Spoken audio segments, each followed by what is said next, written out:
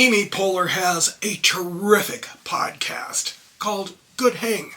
It's full of warmth and humor and good intentions, so I strongly recommend it.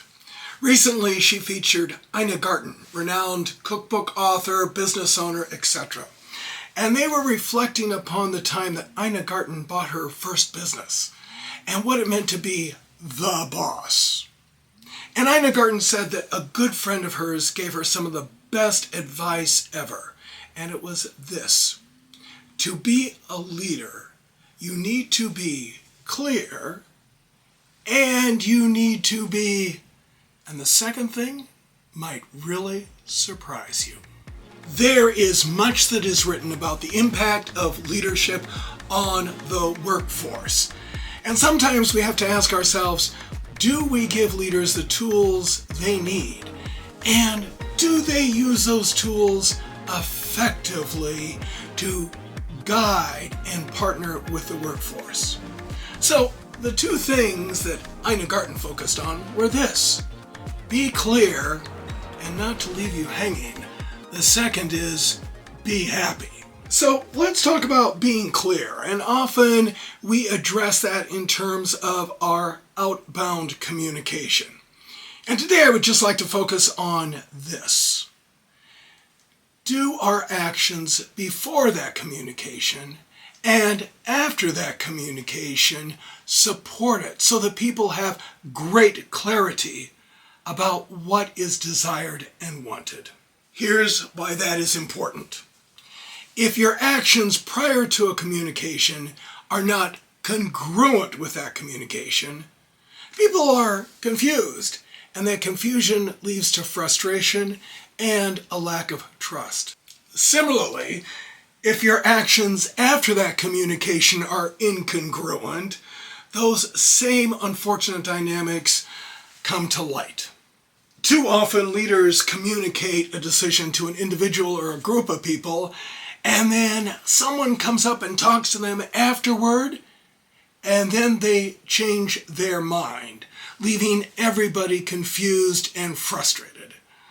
Simply put, clarity in communication and direction is much more than the outbound verbal.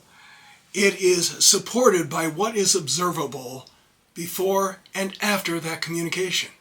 And if each one of those elements are congruent with one another, then people truly know what is expected. Now, let's talk about the need to be happy. Happy? Yep, happy. Often we think of things like happy and joy as frivolous, and I would counter, they are not.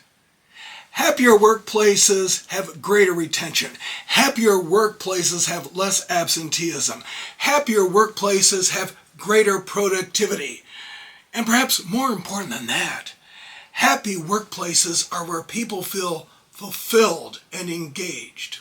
So the leader's role in all that? The leader not only gives directions with clarity, but the leader also sets the tone for the workplace. I've witnessed it often.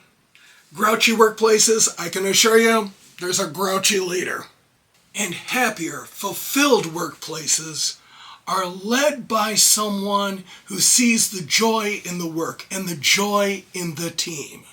Now, we all have to admit, we have our moments. It's practically impossible to be happy all of the time. So what do? Ina Garten says this: when she could not be happy, she left the workplace. She took a walk around the block. She gave herself time to adjust her attitude so that when she returned to the workplace, there was a positive tonality. There are a lot of elements that contribute to great leadership.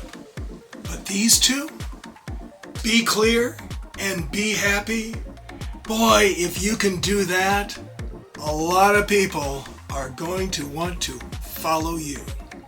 If you found this helpful, if you enjoyed it, please share it, please hit that like button, and please subscribe. I offer both individual coaching and group consulting. If you are interested, my contact information is in the description. Thank you.